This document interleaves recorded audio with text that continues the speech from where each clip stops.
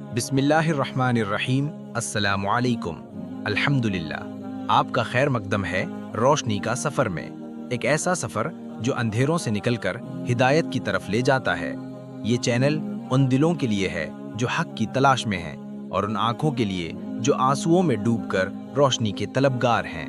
हम इस सफ़र का आगाज़ उस अजीम हस्ती से कर रहे हैं जो इंसानियत के वालिद, पहला नबी, पहला खलीफा थे, हज़रत आदम अलैहिस्सलाम।